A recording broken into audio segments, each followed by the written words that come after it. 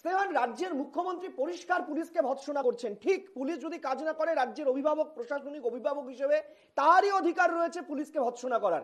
কিন্তু এটা তো কোনো যাত্রাপালা নয়, এটা রাজ্যের মানুষের নিরাপত্তার প্রশ্ন, রাজ্যের সম্পদকে রক্ষা করার প্রশ্ন, প্রশাসন সুষ্ঠুভাবে চলবে কিনা তার প্রশ্ন। রাজ্যের মুখ্যমন্ত্রী চেষ্টা করছেন, পুলিশ যদি ফেল করে যায় তাহলে তো দপ্তর ফেল, আর দপ্তর রাজ্যের মুখ্যমন্ত্রীর আন্ডারে। না দেখো সৈকত, এর দুটো দিক আছে। প্রথম দিকটা হলো যে এই রাজ্যে প্রশাসন বলে যে কিছু নেই বা পুলিশ বলে যে কিছু নেই, এটা আমরা বহুদিন ধরে বলে এসেছি। পুলিশ বিশেষত একটা তৃণমূল কংগ্রেসের যে বিভিন্ন উইংস আছে সেই রকম একটা উইংসে পরিণত হয়েছে। এবং বিষয়টা হচ্ছে এই যে পুলিশের যে ক্রমাগত ব্যর্থতা, ঠিক আছে, আজকে মুখ্যমন্ত্রী স্বীকার করলেন, তার আবার আরেকটা দিক আছে, সেটাও কিন্তু সিগনিফিকেন্স আছে, আমাদের বুঝতে হবে। আমাদের মুখ্যমন্ত্রীকে আমরা হাজারো সমালোচনা করি, একটা জিনিস তো মানতে হবে, উনি অনেক একজন এক্সপিরিয়েন্স পলিটিশিয়ান।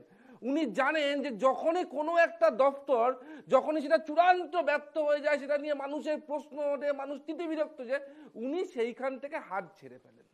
উনি লার্জার দেন লাইফ একটা ইমেজ ক্রিয়েট করার জন্য উনি এমন একটা ভাব দেখান যে আমি কিন্তু এর মধ্যে নেই, বাবা তুমি তোমারটা বুঝে নাও। আচ্ছা, কয়েক মাস আগে তোমাদের মনে আছে খুব দরাজ করে এরকম একটা প্রেস কনফারেন্স হয়ে হকার তুলে দেওয়া নিয়ে প্রচন্ড একটা বড় প্রেস কনফারেন্স হয়েছিল, কয়েকদিন কলকাতা তার শহরতলি তুলে বিশাল অভিযান হয়েছিল, কত হকার তুলে দেওয়া হয়েছিল।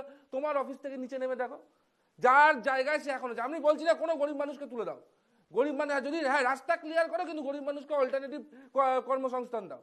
কিন্তু কথা হচ্ছে, তুমি যে এত বড় বড় কথা বললে, কটা হকার আজ অব্দি উঠেছে? এই যে হকারদের থেকে মাসওয়ালা নেওয়া আজ অব্দি বন্ধ হয়েছে। তাহলে আজকে এই ব্যর্থতার দায় মুখ্যমন্ত্রী শুধুমাত্র পুলিশকে কেন দিচ্ছে? গোয়েন্দা নিয়ে বলা হচ্ছে, আমরা তো বারংবার বলেছি এখানে কোথায় গোয়েন্দা? এখানে দিনের পর দিন জঙ্গি লুকিয়ে থাকে, গোয়েন্দারা খবর পায় না। তৃণমূল নেতারা খবর পায়, গিয়ে তার বাড়িতে গিয়ে তার ভোটার লিস্টে নাম তুলে দেয়, তৃণমূল পুলিশ খবর পায় না। তাহলে আজকে কি দেখাতে চাইছেন উনি?